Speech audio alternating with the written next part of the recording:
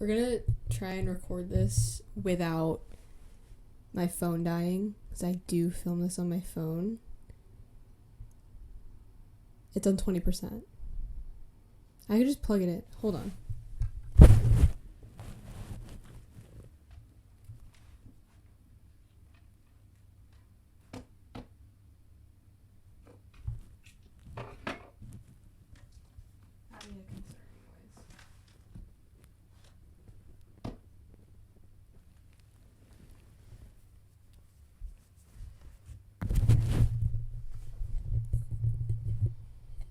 Okay, hey.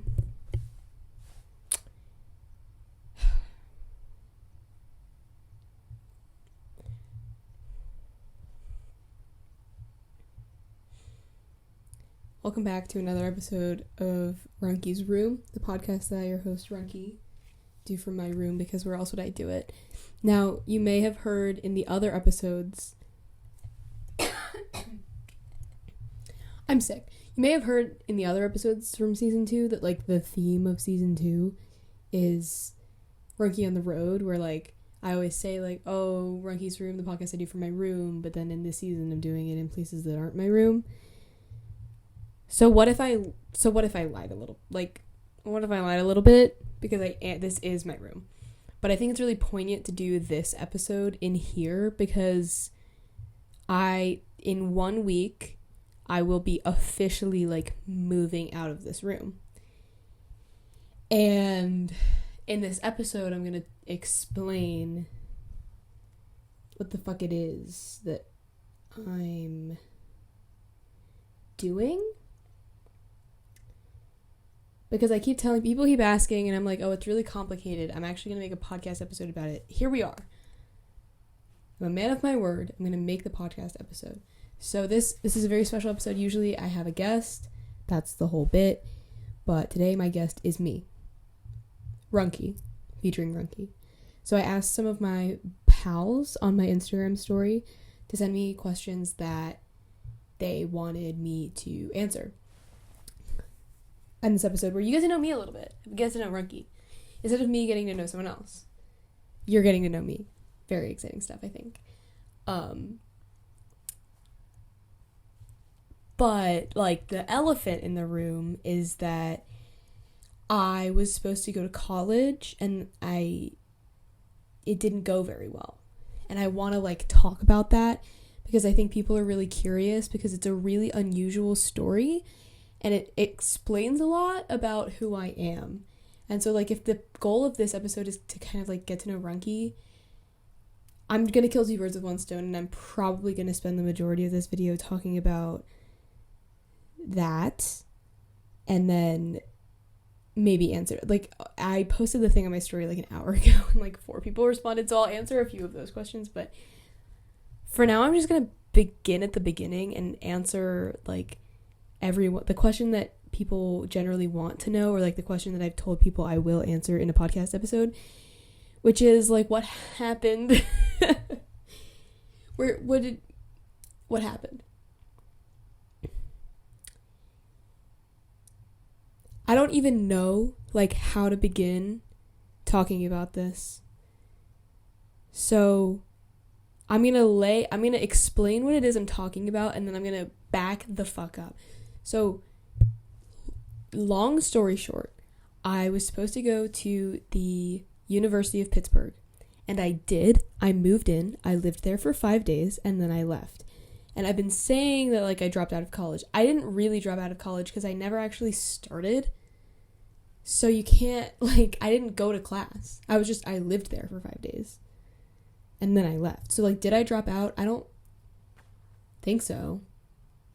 That's all, it's irrelevant, okay?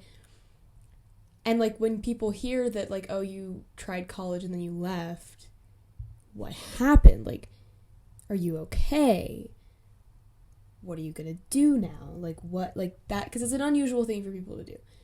And I think there's I kind of get this vibe from people that, like, when they hear that I left, they're like, are you fucking crazy? What are you gonna do? Like, you need a college degree to do anything, which, I mean, yeah.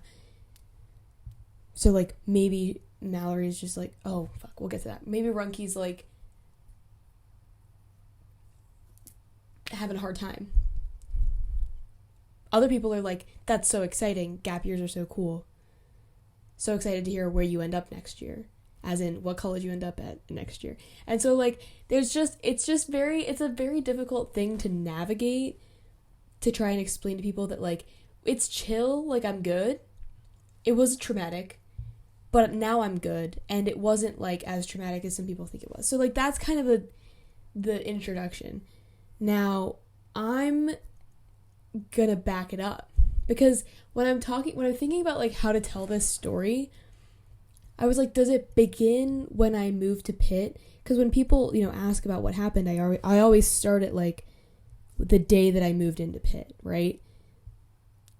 But I actually think, in hindsight, I was never gonna go to college this year. Like, it wasn't ever a thing that I thought was gonna happen, whether or not I was allowing myself to believe it. It was never something that I envisioned, and it was doomed to fail from the start. So I'm gonna actually begin at the very fucking beginning, which is, like, the beginning of senior year, when you apply to college. Now, I went to a very prestigious high school where, despite their best intentions, the prevailing sentiment is that everyone will go to college. And there's also definitely a lot of, like, competitive language about it amid students. I think the faculty tries their best to, like, make it seem like every college is a good college, it really doesn't matter where you end up, like, they tried to be very inclusive about it.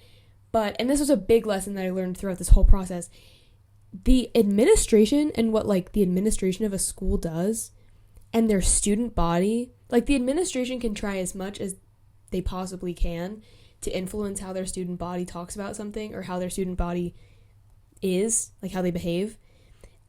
But at the end of the day, they are two separate things, and there's only so much the administration can do. And I'll touch on that more later. But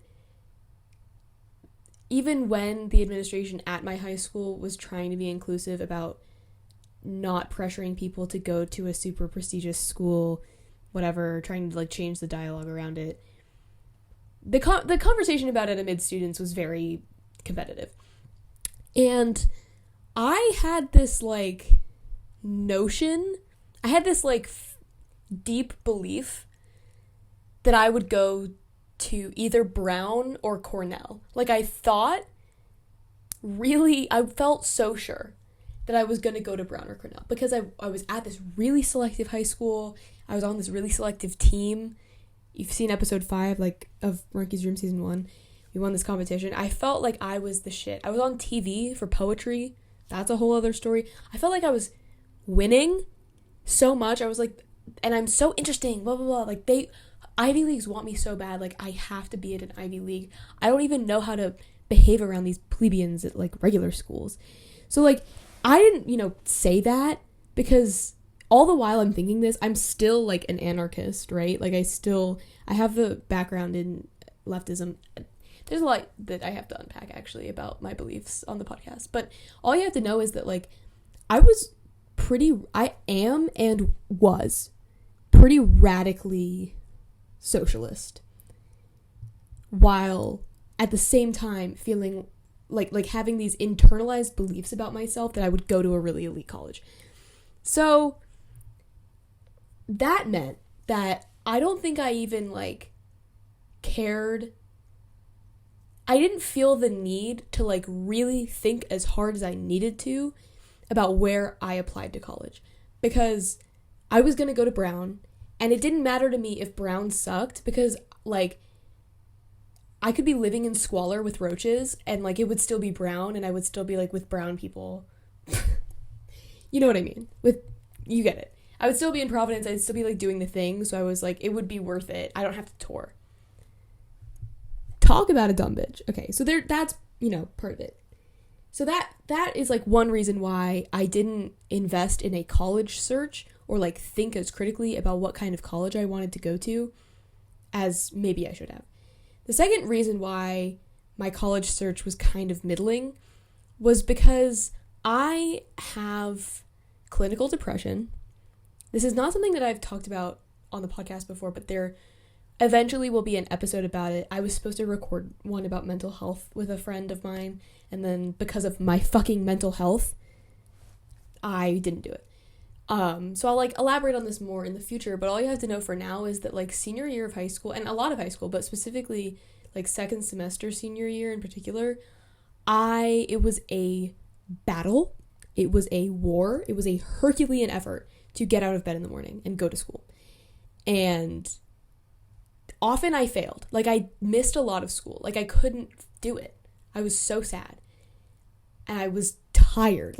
That's a symptom of depression is I slept all the time, or I would have bouts of insomnia as well. That happened more this summer after I graduated, but it was really hard for me to go to school, not to mention do all of the other things I needed to do, because I was also dancing 20 hours a week before I quit dance. That's a whole other story. I was competing in this extracurricular thing. I was doing all my poetry stuff. And I don't think it's really fair to expect any senior in high school to do the necessary stuff to find the college that works for them, because there's so many expectations on high schoolers to do so many things to build their resume and also just to be healthy and alive, that I don't actually think it's possible for anyone to do all of their school and all of their extracurriculars, have a social life, rest adequately, and adequately prepare for college and apply to colleges. I don't think it's possible. So when you're trying to do that and you factor in the fact that I have a mental condition that makes it even harder for me to do that, it didn't happen. It didn't, I didn't do it. And so that's so there's this part of, my college journey that has to do with the fact that I ended up at the school that was wrong for me, right? Because I didn't tour any of the schools that I applied to. I applied to 5 schools. I was supposed to apply to 9, and I literally pussied out and gave up. I should be nicer to myself. I ended up only applying to 5 out of those 9 because the UC the California school application was confusing, and I emailed my counselor and she never got back to me about it, and then I gave up. And then other schools, I was I don't want to go there, even though I didn't research them at all. I just kind of decided based on name recognition that I didn't want to go there. And so I narrowed the list down to 5, which is a much more reasonable number anyway. 9 schools is way too many to apply to. That's a huge number. That being said, the 5 schools that I applied to, I had only ever been to one of them in person, and I hadn't even toured that school. I accidentally broke in. I was on a road trip to Ohio, and I was driving back, and we happened to stop in Pittsburgh because that's on the way to where I live, and the friend I was road tripping with had to use the bathroom, and we accidentally broke into a Pitt building. And that's how I found out that Pitt existed. I was this campus is nice. I should apply here. And then I applied. That's literally how, and I didn't do any more research after that. The only time that I actually did research about what the school is was after I committed to going there. Don't be like that. Don't do that. This is a warning. Okay? Because I don't want to discourage people from going to college just because it was the right choice for me. Because most of the time going to college is the move. Is that true? I don't know. But if you want to go to college, please go to college. If you think that's the right thing for you, absolutely do it. But if you can go in person and take a tour, do it. Do it. If you can make a Google search about campus life programs, you should do that. I didn't do that.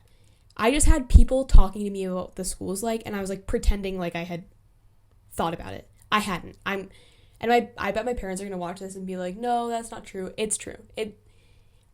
People told me things, and I just believed them, and I didn't do research. Not to mention, I definitely half-assed a lot of my applications. I kind of had this narrative that I was going to go to UNC Chapel Hill because they have this Russian exchange program that I wanted to do. And I did my whole application in one sitting, barely proofread it, turned it in. I didn't get in. My application was not good. And college admissions are a toss-up anyway. So it's not like maybe even if I had like a stellar application, I might not have gotten in anyway, because I'm telling you, they roll the dice. The admissions office, there's so many applicants that are qualified that would be great fits. They can't pick them all. You know, like, it's a whole fucking... And also, sometimes you're just not good enough. Like, sure, it is a toss-up. Other times, it's not a toss-up, and they just don't want you to go to their school, and that's okay, too. You don't have to be, like, the best fit for every school. You're still a whole person. So, like, even the school that I actually knew something about, which was that they had this Russian program, and that, like, I knew people who were living nearby, and who, like, a school I had heard great things about, I didn't work hard to get in. I literally phoned it in. Like, I just made a lot of mistakes along the way. So, come, March 30th is Ivy Day. And I had been rejected from UNC, had a whole crisis about it. I had gotten into Pitt. I had gotten into Virginia Tech. Again, had never gone to Virginia Tech. Knew nothing about it other than the fact that my ex-boyfriend was going there, which should never discourage you from going to a school. But it was discouraging me from going to a school because I had lost my mind. Ivy Day rolls around. I get waitlisted at Cornell, and I got rejected from Brown. Although I will say that I did work really hard on those applications. Like, I did put in the work for those applications. But that's, again, because I felt like I had to go to an Ivy League in order to, like, be a person. So then I'm like, I had, like, a real meltdown about it. This is making me sound like a massive brat, which, like, maybe is the, like, mentality that I had at the time. I've grown a lot since then. But I don't think it was bratty in the sense that, like, I had a meltdown about it because, like, I wanted to go to this school, I didn't get in, like, that's not what it was about. It was that I had built this, like, concept of what my life was going to look like from elementary school, where I'm being told that, like, I'm this, I could be a lawyer, right? Like, I have this expectation placed on me by teachers and by peers and by family to an extent that, like, I'm going to be this person, that I'm this argumentative, I'm a good writer, I have these interesting things on my resume, and that, like, I'm gonna, I'm gonna get into an Ivy League, and I'm gonna go be this, like, lawyer person. And I did so much work up until my senior year of high school to, like, be that person that I felt like people wanted me to be, or that I felt like I was destined to be. And then when I got rejected from these schools, I was like, I didn't know what there would be for me if I couldn't be this person, this Ivy League student. Like, if I'm not a high-achieving academic individual, who am I?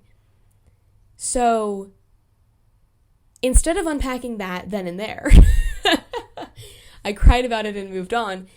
And then the deadline, May 1st came around, and I was like, well, I got into tech, but I don't want to go there. Again, never did I go. I didn't go. And I actually have been since then. It's a great school. I love it. And I probably, if I had toured, would have gone. But too late for that now. And I'm in a better place. So it's all good. But, yeah, just based on nothing, decided that I didn't want to go to tech. Based on, like, hearsay from other people and no research on my part, decided I didn't want to go to tech. And then committed to Pitt. And never did I feel like I was going to spend 4 years at Pitt. Like, the whole time, I'm, like, committed to the school, but I'm, like, I'm just waiting on the email from Cornell that I'm off the wait list and, like, I'm out of here. So, like, all summer I'm thinking, I'm not going to go to Pitt. Like, I'm enrolled there, and I've registered for classes, but, like, I'm not going to stay there. I'm going to transfer to Cornell. Then Cornell sent me the transfer option, where you can do a year at whatever school you've committed to, and then you can transfer to Cornell. And I had applied to the International industrial labor relations school at Cornell, because I'm interested in labor politics. And I could transfer directly into that school. And so I was like, perfect, we're good. I'm going to go to Cornell. My hopes and dreams of being an Ivy League student have not yet been shattered. So now is the point where I went to Pitt. I moved in. I had a single dorm, which was great because 2 reasons mainly. One, I have a podcast and I wanted to like use my room as my podcast studio, which would be a crazy thing to have to negotiate with a roommate. There's actually 3 reasons. So 1, I have a podcast. 2, I couldn't find a roommate. Like, I tried on Snapchat and stuff, but did I try? I mean, I tried a little bit and then I gave up and I was like, I'll find a random roommate. It'll be cool. But like, that wouldn't have worked out. Anyway, number 3 is that I have a complicated relationship with gender, that living in gendered housing and with a gendered roommate may have complicated further. And spoiler alert, that did end up being a thing. So having a roommate would have sucked. So I'm glad I had a single dorm. But that meant that I like wasn't making any connections with people in Pittsburgh before I moved there, other than like with the people in my building on Snapchat, because we had a group chat, and like I was chatting that bitch up. I was speaking to people on Snapchat. Like, I was trying to make friends, whatever. I was, and like, at the same time, I was like, I don't expect, like, I really don't care about going to college. I don't care about Pitt. I don't know anything about Pittsburgh. I've, like, barely ever been to Pittsburgh. I don't know anyone. I know, like, one person maybe who lives there, and we barely know each other. So I had this, like, mentality about going to college where I was like, it's just what I'm doing, and I'm just gonna go, and I'll figure it out. You know, I'll sink my teeth into something. I'll, you know, join the tennis team. Maybe I'll get really into tennis, and then it'll all have been worth it, and I'll find my people, and I'll feel like I belong. Or, like, maybe my Russian classes are actually gonna be super hype and lit, and then I'll feel like I belong here, right? So I was like, I don't know why I'm going, but I'm sure I'll figure it out once I get there. Lo and behold, I get there. I move in. Crisis broke down the night that my brother and my dad left. It was bad. It was bad. Which I think is normal. Like, I think for freshmen who move into college, especially when you move into a college that's 6 hours away in a state where you don't know anyone in the Commonwealth, that's gonna be like really emotional. So I was upset, but I was like, whatever, I'm transitioning, that's normal. And then, you know, I started to like hang out with people, made some friends, I played some tennis, and I'm walking around and I'm like, what in the fuck? Why am I here? Like, what am I doing? This is going to be hella expensive, and I don't have a goal. Like, I'm just getting a college degree because, like, I gotta. But why am I here specifically? And also, like, doing this now, I can't, like, take care of myself. And I know that's, like, the point of college is you, like, learn how to do those things, and you learn, like, what it is you want to do in college. But I was feeling weird. Like, first 2 days, I blamed it all on the transition, but I definitely was, like, crying myself to sleep, crying a lot. Just, like, feeling different from other people. Because people around me were talking about how hard it was for them to transition into college. And people were kind of commiserating. And I was like, something's not the same here. Like, you people are, like, from Pennsylvania, or you have a family member that went to this school, or, like, you know about a program for now, or, like, you seem like you want to be here in some capacity for some reason. I kind of just ended up here, and also I don't like it. Like, after 2 days, I'm like, this town, they got problems, and they're not my problems to solve. Pittsburgh, they can do, like, there's activists in Pittsburgh trying to make Pittsburgh more inclusive. I'm not from there. It's not my business. I don't want to, like, get up in your business. This isn't right. So I have this, like, disequilibrium about, like, on the one hand, I know that, like, the transition into college is supposed to be very hard. On the other hand, I feel fucking weird. So then shit starts happening. And this has happened to me before. Where sometimes when I get very stressed out, I will kind of, like, in very minor ways, break from reality. And this is the perfect, no, I guess this is the episode where I should tell the sturgeon story, but, like, I have so much other stuff to say. I'll do it. Okay, so, like, I mentioned in the Unit 5 episode the sturgeon thing, and I said I'd talk about it, so I'm going to talk about it, which is that when I was a sophomore in high school, I was working this retail job that was supposed to be part-time, but they scheduled me 40-plus hours a week, 9 days plus in a row. They weren't giving me, I was 15, they weren't giving me breaks. Like, child labor law dictates that you need a certain break time. They, like, weren't doing that. And my boss was really horrible to me. It was just an awful job. And one day I was standing for too long and I passed out and I hit my head, and it was, like, this whole thing. So I'm, like, really stressed out about that. And when the summer solstice came around, I felt this, I had this knowledge come to me. I don't know how this began. I don't know, like, where the thought was born. I don't know.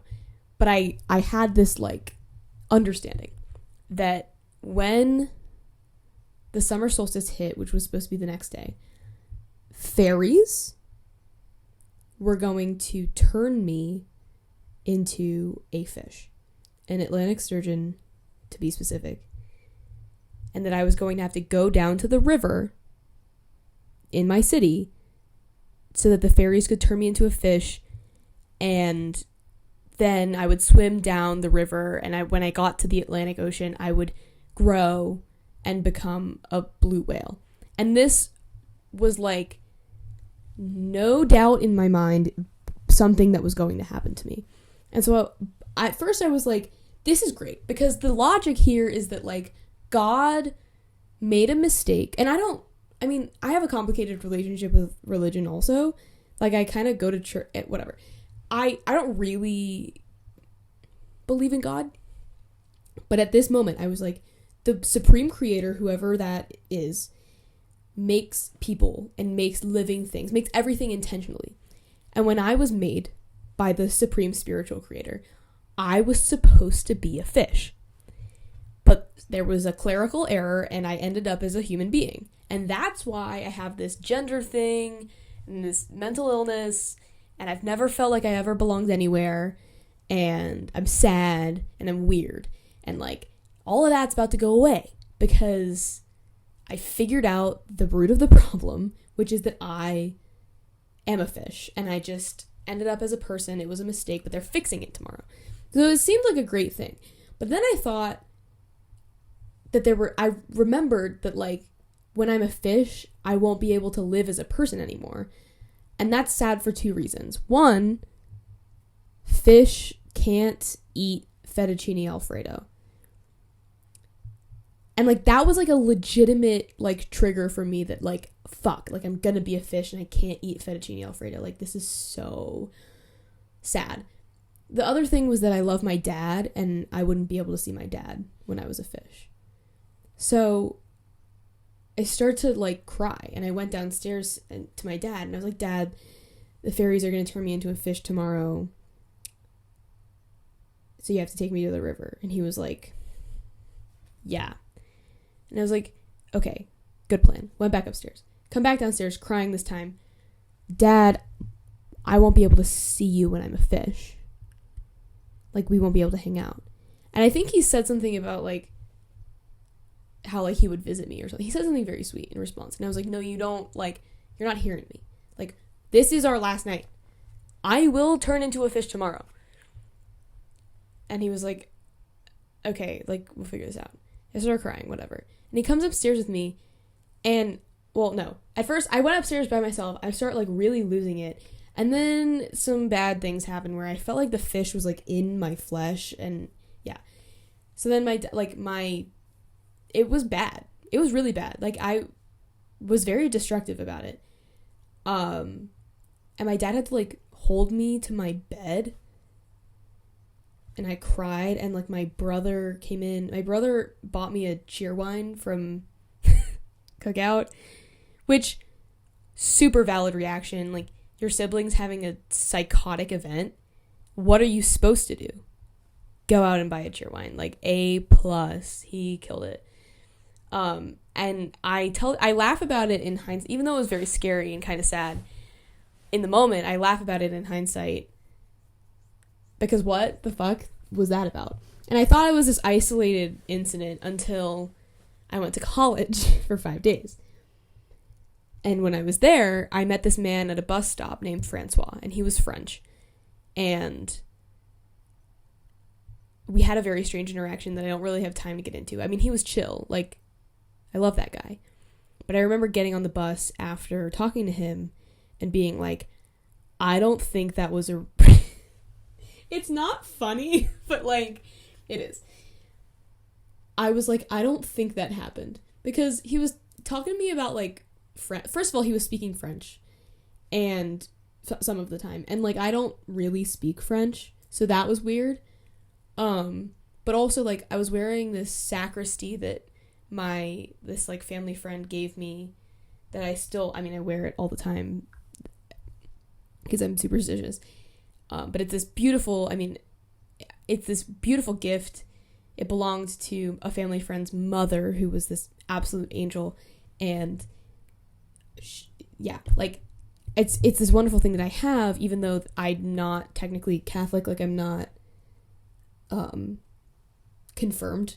But Francois saw my sacristy and was like, you're so brave for, like, wearing that. And then he pulled out, like, this huge bedazzled golden cross and was like, gave me some speech in French about, like, being brave enough to, like, show your faith, which is, like, showing your Catholic faith in Pittsburgh is, like, super normal, but whatever.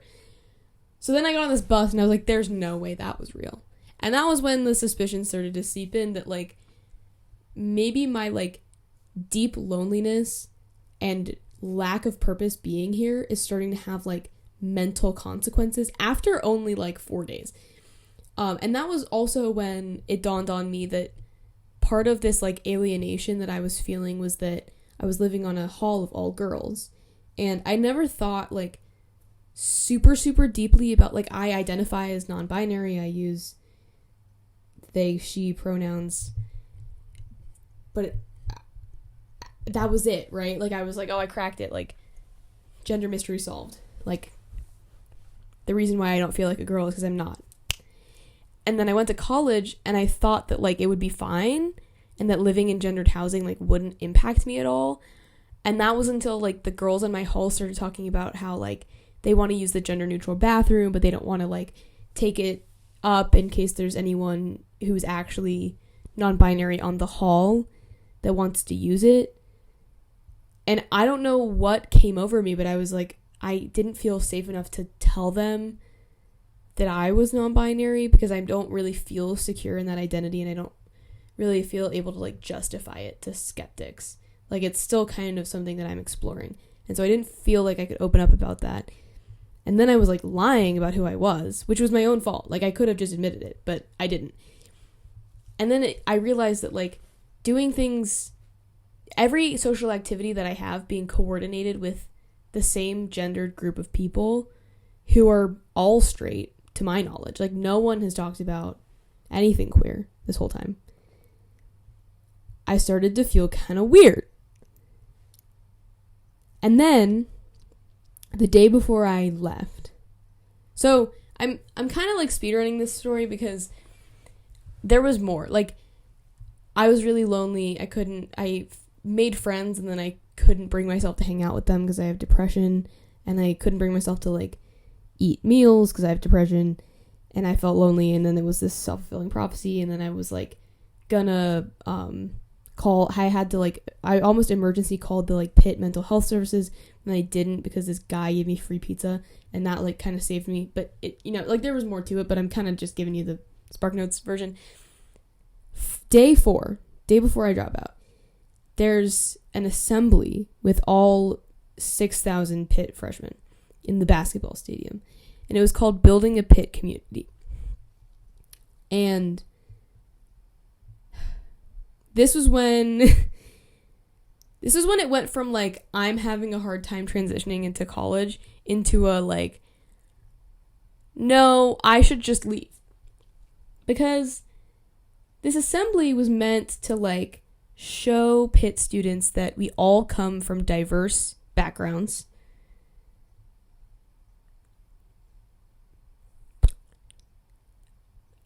And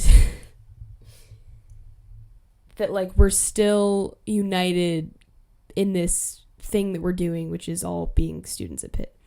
And so he gave this speech. It was very cool. He was a cool guy. Like the speaker was awesome. He was super like decorated, had tons of like honorary degrees. He was awesome guy. And apparently they do this like every year. But at the end of his speech, we did this activity where a statement would like appear on the Jumbotron, and he would like say it. The speaker would say it, and it would be like an I identify as statement. So you were supposed, if he said a statement that you identify as, like if the statement was true for you, you would stand up, and then he would say notice, and then you'd notice, and then he'd say thank you, and you'd sit down. In theory, this is like a really interesting exercise, and like the way that he presented it, I think was very interesting and mature, because you were supposed to remain entirely silent while this was going on, which would have helped if people had actually done that, which they didn't. But people were supposed to remain silent, and then there were these certain categories where like they would applaud. Like one of them was I'm a veteran, and people applauded that one, and the speaker was like, I invite you to reflect on why it is you feel the need to applaud for some categories, whereas you don't for others, which was fascinating. And I really liked that. I just think the way that the Pitt student body handled this and the timing of it, it was just kind of a recipe for disaster, because I'm having this like gender thing where I'm realizing that like I don't feel safe as a queer person in this community where I'm living, and I don't feel heard and understood. Partially because for some like non-discernible reason, I don't feel like I can talk about it because no one else is talking about it. And then that's a self-fulfilling prophecy. So I'm like having these thoughts and feelings about like gendered housing and accommodations, and if I want to go by they them pronouns and like whatever. So then I'm doing this thing where like I am white and I stand up, and then he says I am black, and like you look around, whatever. Which, sure, people stood up for pretty much every category. It did give a visual representation of the ways in which like certain demographics of people are predisposed towards being college students, whereas certain demographics are underrepresented in college. And seeing that visually in a room of your peers is sad and alienating. So like that was maybe an unintended consequence of doing this. It also got very intimate. Like, I'm a survivor of sexual assault. Like, I don't even go there with like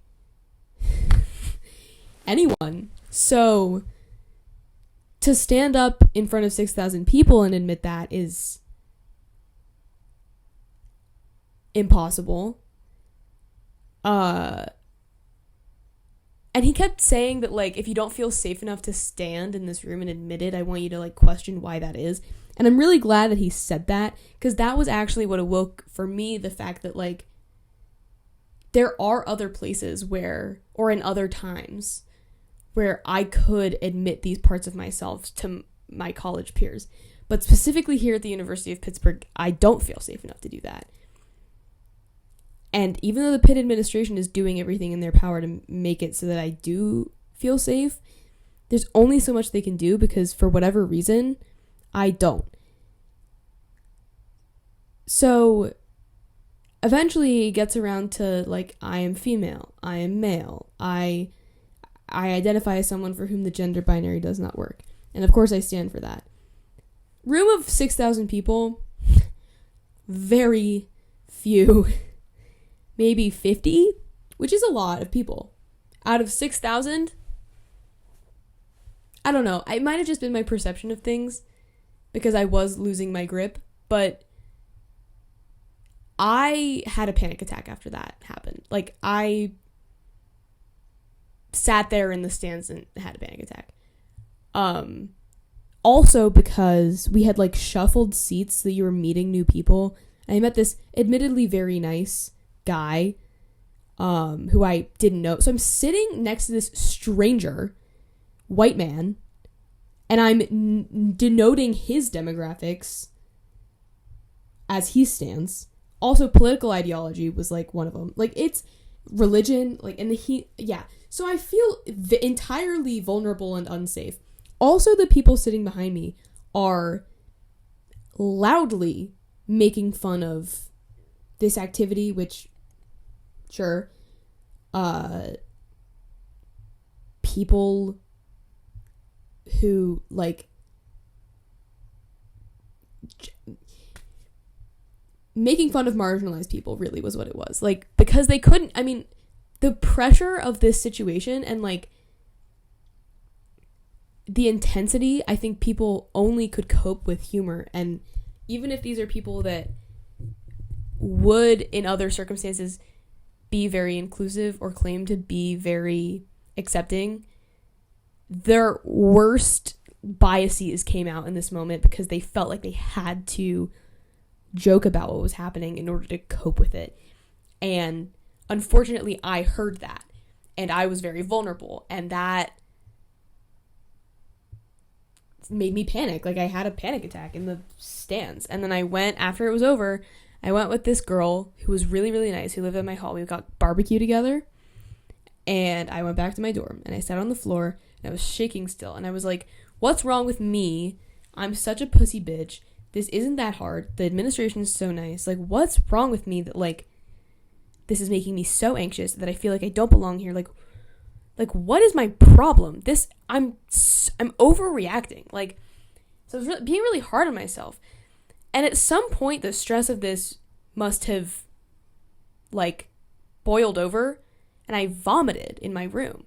I got really sick. And in my just bewilderment and inability to take care of myself and my depression and my loneliness and my lack of purpose and the fact that I didn't know anyone and didn't know where to go for help, I just left. I vomited. I vomited mostly in a mug and like a trash can. And I walked out because the queer and trans pizza party was that afternoon. And I was like, fuck, like, if I feel alienated as a queer person at this school, this is the place. I'm going to figure it out. I'm going to meet people. And I went. It was a pretty small gathering of people. Like, it was crowded, but it was in a small space. Like, not outdoors. Like, most of the events were outdoors. This was in, like, an academic building. Or, no, it was in, like, a student center. It was in this, like, not that big building where a lot of, like, welcome week activities were happening. And it was pretty crowded. But I didn't... There's, like, one queer club, and it's, like, the GSA. And then there was, like, a name change. There was some really cool stuff, like, counseling for queer people. They had, like, transition counseling, which is really cool, and I thought about going to that. And then they had, like, icebreakers. They had pizza. It was a pizza party. They weren't lying. Like, it was a cool thing. But I remember being there and just being in this really emotionally vulnerable place and being like, there are not enough people here. This event, like, I'm in the wrong place. Being around, like, I don't even know how to put this. Like, it dawned on me then and there that, like, I need to be in a much more queer space. Point blank, that's it. That, like, this isn't gonna cut it for me. This isn't the community that I want. And if there are more queer people on this campus, but they didn't come to this event, why? Like, that's also sus. So I'm thinking about that. I go back to my dorm. I walk into my dorm to find a coffee cup full of vomit. And I call my brother, and I was like, this is fucked up. Like, I'm having a terrible time. I feel so alone. I don't know anyone. I'm having a hard time making friends. I know it's only been 5 days, but, like, something is disproportionately wrong with my reaction to this situation in a way that's, like, unhealthy. Because I'm having these, like, I keep hearing my name in the street. No one's calling my name. I keep feeling bugs in my bed. I have that thing. I keep feeling bugs in my bed that aren't there. Whatever. But only when I'm really stressed out. And we had this really great conversation where I think it taught, like, that experience taught me that I actually really value, like, being a safe place for people. Because I really needed a safe place in Pittsburgh. I didn't know where to turn. There wasn't one that I could find or that I was capable of finding. And I've had this long-standing, like, vision of myself as this person that's going to be really quote-unquote successful, that's going to do politics, that's going to do law, that's going to be famous and write these famous articles and know all these languages and, like, go to this really prestigious school and make a lot of money, and that, like, that's who I am. But going through this, I realized that, like, what's actually important about politics to me and what's important about languages to me and these things that I want to do in order to be quote-unquote successful has nothing to do with, like, making a lot of money or being perceived as, like, really prestigious. It's about, like, providing community for people and making our world a more community-oriented space, which is inherently a less capitalist, less hierarchical space. And I had been mixing that value with this, like, notion that I had to be this certain person in order to, like, make my life plan. But I never wanted to be that person. Like, I don't want to be belligerent and argumentative. Like, I want to be soft and kind and funny and loving. And I don't have to be this, like, hard ass, like, corporate worker who goes to this school and, you know, whatever. Like, that was never my goal. That was what I felt like I had to be in order to, like, be worthy of personhood. I had to give back to the world by being something that people could be proud of. And, like, that was what I was going to do in order to achieve that. And by being at this school for 5 days, I was like, wait a second. That isn't my goal. I don't want to be a corporate, lonely hard ass. I want to be able to provide a home for people. Like, I want a 17-year-old in college who doesn't know where to go, who's confused about their gender, who's confused about who they are and what they want, who doesn't have anywhere to, like, turn for help, to, like, know that they can come to my house and have dinner with me. Like, that, I want to be a safe place for people. And that's something I never realized about myself. I'm saying all this on the phone with my brother. I'm crying a lot. And it was late at night at this point, and the RA on duty would, like, come to each floor and yell, like, RA on duty, anyone need anything? But I was in such a state of, like, anxiety and paranoia that I thought that they had, like, called the RA on duty to check on my floor because people could hear me crying through the walls. And I'm trying to, like, articulate this on the phone to my brother without crying harder, because if they heard me crying, if people in my hall heard me crying, then it would make it worse. Of course, this is not what was happening. It was a routine check. I was just paranoid. And I'm like, I eventually explained this to my brother. And then, like, it happens again, And I thought that it was like the boys on the floor below me, like playing a prank on my floor. Because because the RA on duty said, like, you know, anyone need help? And I said, we're good. And people in the hallway started laughing. Again, were they laughing? I don't know. I was having a moment. But I heard laughter. And that freaked me out. And I said this to my brother. And I hung up. And like 20 minutes later, my dad called me. And was like, you should leave. You should drop out. Like, I know you haven't started. I wanted to hold out for another week and try and start classes. But it was becoming clear that I was just so incapable of, like, doing anything that, like, I couldn't make it that long. I didn't know what was going to happen. I mean, like, I had to leave. And there was no reason for me to stay. Like, if I had a goal, one goal in Pittsburgh, one reason to be in Pittsburgh and not take a gap year, maybe things would have been different. But I didn't. I had no reason to be there other than the fact that, like, I just ended up there. And I didn't want to go to Cornell either.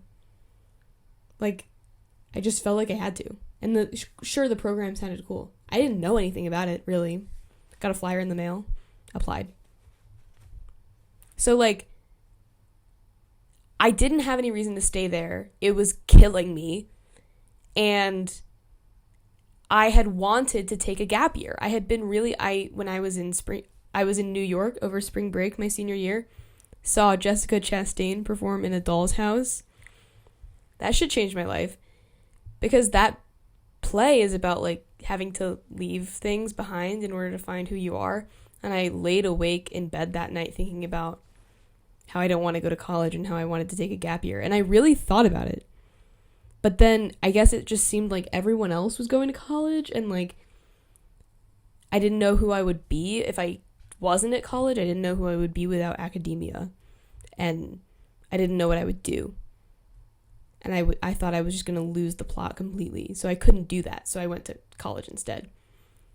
But then I decided that actually I was right the first time. I should take a gap year, so that's what I'm doing now. And I've been talking for 52 minutes, but I'm going to keep fucking going because I don't care. So that's, like, the story of what happened. Now, a lot has happened since then. I moved back home. I don't want to kill myself anymore. I cut my hair off. I started working at a school. I've gotten really interested in education, and that there's an episode about that coming out, or it's out, I don't know, explaining more about that. That's a path that I never saw for myself, because you're not, like, teachers aren't rewarded with, like, individual prestige in, like, a really grand way like other people are, and so I didn't want it for myself. But now I'm different, so I might do education, who knows. But I'm really interested in that. I'm pursuing that. I'm moving to New Orleans. That was my dream. I've always wanted to live there.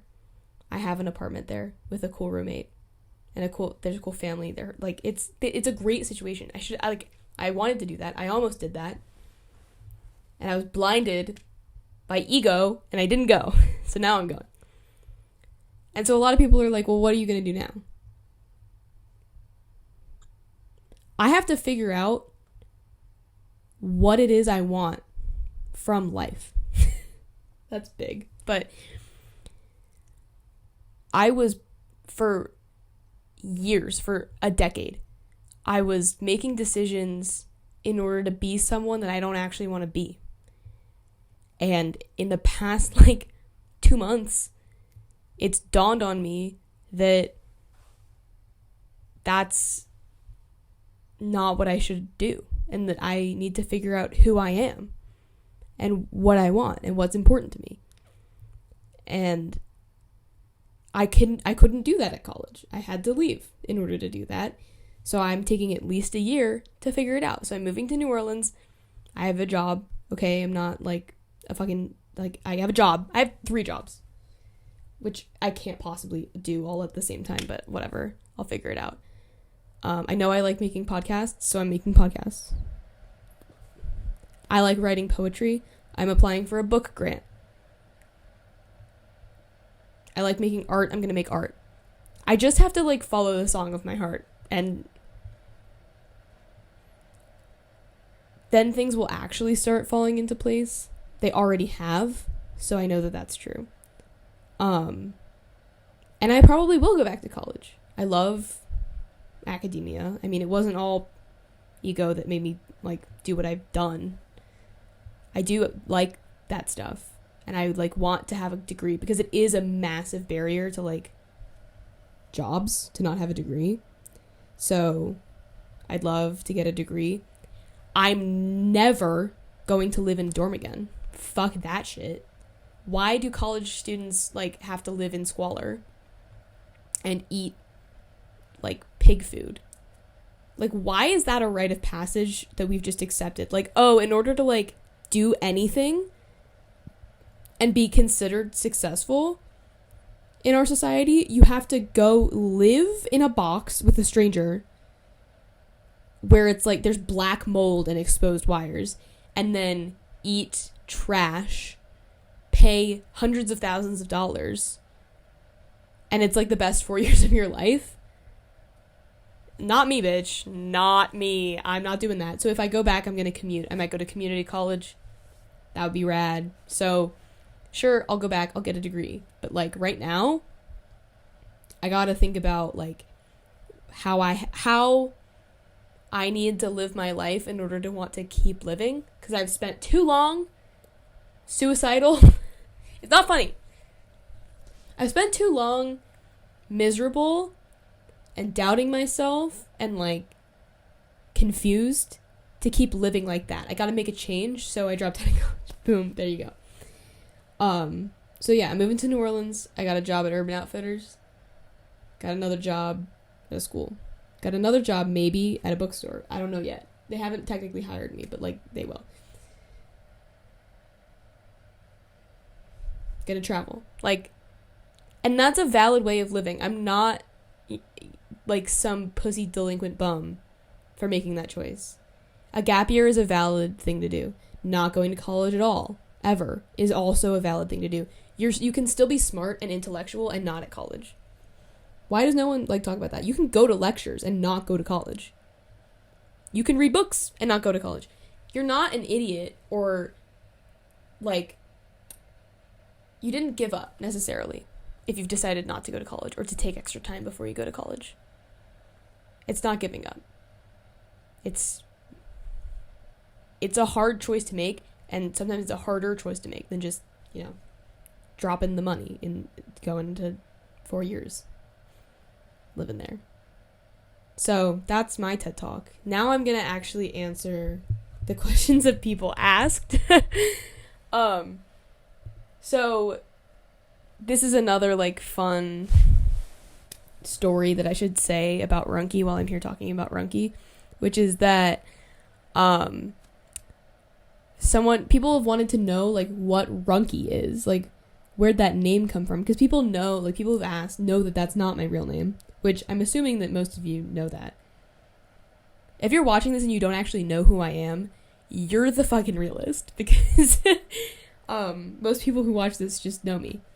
So like if you like found this, like that's awesome. That's so cool. So my real name is Mallory, but like actually this is a really interesting topic. I've been meaning to like talk about this on the podcast, so I'm gonna do it now. But like birth name is Mallory. Most people, I guess, a lot of people, my family call me Mallory. People at work call me Mallory. A lot of teachers, not all teachers, but a lot of teachers in high school and stuff called me Mallory. Somewhere along the line, I became Mal. So like a lot of my closest friends from high school call me Mal. I don't know that did I do that? I guess I probably started introducing myself as Mal. I don't remember really how that started, but that happened. So there's like a big group of people that call me Mal. I went by Mal in Spanish class because Mal means bad in not with that accent. I'm not a green guy, but Mal means bad, and that's kind of hard. So I like went by Mal in Spanish. Although for a while my Spanish name was Simona, so like I had a bunch of those names. And then sophomore year, I went to New York over the summer with my soulmate Frances, and her family for years and years has called me Ramona because Frances' great aunt Frano, who lived in Ireland, whenever she came to visit, and we were like 10 years old, Frances is just so gregarious and like extroverted that she was always bringing new friends over to visit Frano or to meet Frano. And Frano, I guess, like couldn't keep track of all the new friends or just wanted to assign her own names. So she did. She assigned Frances's friends like Irish names, and I was Ramona. And so for years, her family has just all called me Ramona. And Frances has a younger brother who I guess at the time was like 8 years old. And he has autism. His name is Sayer. Love that kid. And Sayer not only is young and autistic, anyone would really be confused if people were calling you Mallory sometimes and Ramona other times. Like, what's up with that? So naturally, like, he just couldn't keep track of my name. We're in the car on the way to New York, sophomore year. And Sayer tries to, like, get my attention, but didn't know my name. And so we couldn't get my attention because he didn't know my name. And we realized that he didn't know my name, and so we started trying to, like, prompt him to say it. And we were like, it's trying to get him to say Ramona. He went, Rosie? And we were like, no, ruh. And with such certainty, he was like, Runky. And we were like, what the hell? Like, who? What? Like, Runky? Where'd you get that from?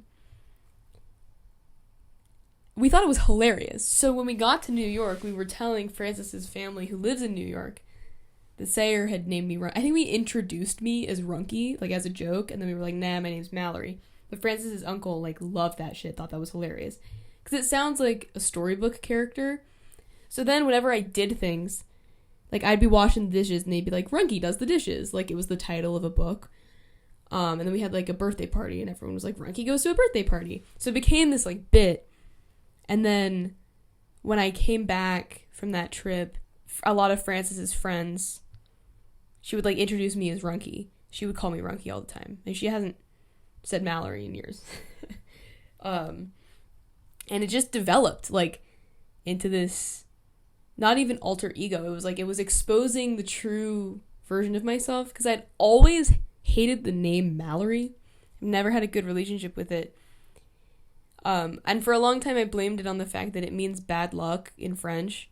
And I was, like, annoyed that my parents, like, named me a name that is just pretty with no, like, meaning. Like, that it used to really bother me.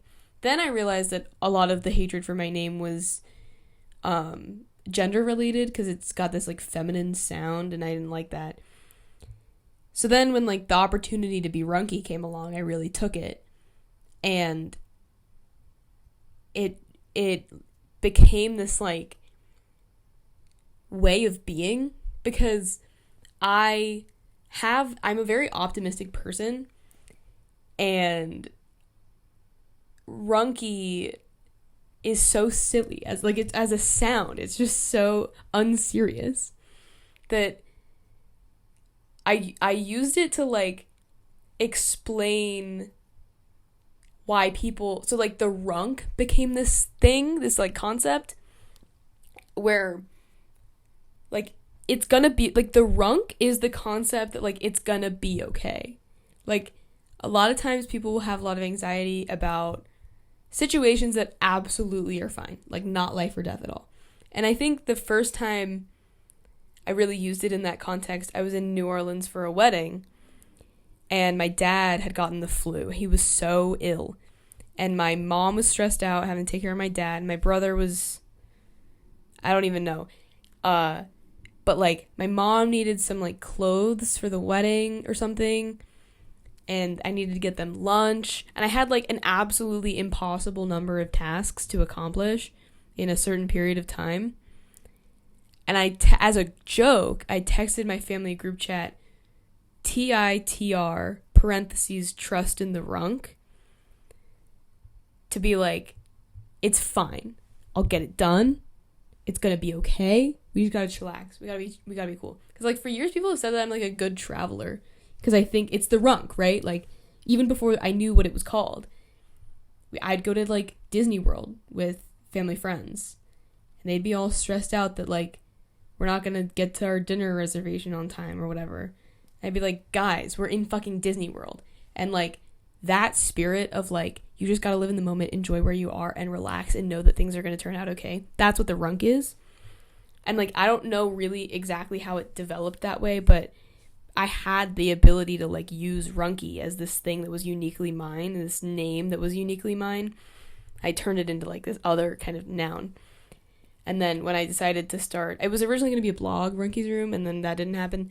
When I decided to start a podcast, I was like, I already had the name Runky's Room because alliteration.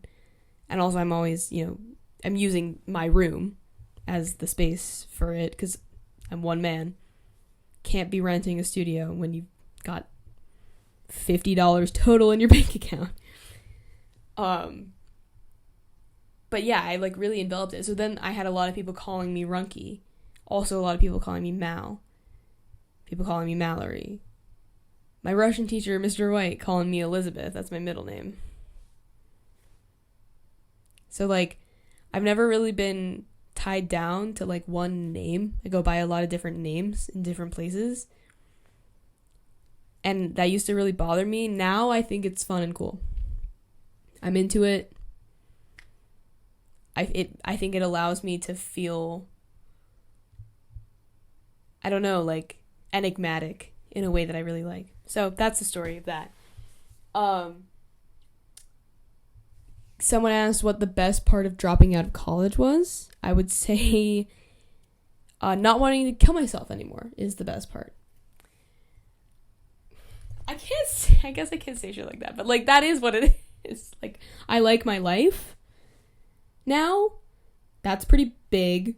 So that's my answer. Favorite fruit. I love fruit. Huge fruit guy. Big fan. I've always been a watermelon fiend. But I'm very specific. It's got to have that crunch. No mushy shit. I love apples as well. I really like guava, but not, like, as a fruit. I like guava flavored things or, like, guava pastries. My dad is from Miami, and, like, we went to Miami and we had guava stuff, and I was like, fuck. Like, it makes me feel like I can connect to him when I'm, like, a big guava fan, because it's big in Miami, even though, like, I've never lived there. I've been there once, but, like, I like to, like, I don't know, it just makes me think about my dad. And I also, I love fruit. I love grapes. I'm not as big of a grape fiend as, like, some other people. Allie Penzak is, like, big on them grapes, and I'm not like that, but I do love a good crunchy grape, get me wrong. But yeah, I gotta go watermelon as number one. But, fruits all around. Big fruit guy. And then last question, what vegetable are you? If I was a vegetable, I'm trying to think, like, what vegetable. I love salads. Like, Julia and I talked about that. I love salads. But I can't say, like, lettuce. And I don't really like broccoli as much as other people. Like, I get behind it, but, like, Maybe, like, a bell pepper. That just seems kind of runky core. I don't know. But bell pepper is kind of fruit-coated. And maybe that's why it's my favorite. Is it a fruit? Wait. Whatever. I'm going to go bell pepper. Wait, is onion a vegetable? Dude, onion's, like, actually the goat. If onion's a vegetable, I'm an onion for sure. Also, people have always joked that when I get stinky, like, when I smell bad, I smell like onion. It's actually a curse. Like, and I'm a stinky fiend. Like, that's why I'm obsessed with, like, smelling good and, like, smells. I love smells. Because I think I smell bad. Like, I smell worse than, like, the average Joe. That might just be a complex I have about myself. Like, that might not be true, but, like, I've been told I'm kind of a stinky guy, so I really, like, overcompensate. But yeah, when I sweat, I smell like garlic and onions. My dad used to, like, joke about that a lot. He doesn't as much anymore, so maybe, like, all this good smelling stuff I've been doing has been paying off. But yeah, so, like, I do identify very strongly with the onion, especially the red onion. But if that doesn't count, then I'm gonna go bell pepper, and that also might not count. I guess I'm just terrible at answering this question. I wonder if it's possible for me to check if there are more questions, like, while I'm filming this. Wait, I can. Should I, like, log into Instagram, like, right now? Hold on, wait. Can I? Pause. I don't even know if it's still recording. I don't know how this works. Okay, no one else has anything. We're chilling. No one else has anything, so I didn't actually have to do all that. So, I guess that's it. That's been the Runky episode. If you want more of these, like, I guess I can make more of just me. It's so much easier than having to, like, schedule a guest. But yeah, I hope you've enjoyed getting to hear about my story. I'm sorry that it was very depressing. It's also, like, just marked by extreme privilege. So if that was triggering, I understand. So yeah, just thank you for sticking this one out. Thank you for wanting to know about, like, what's up. And I really hope that you enjoy or have enjoyed this season of Runky's Room. And I'm going to make more because that's what I'm going to do. So, yeah. Thanks. Love you. Okay, bye.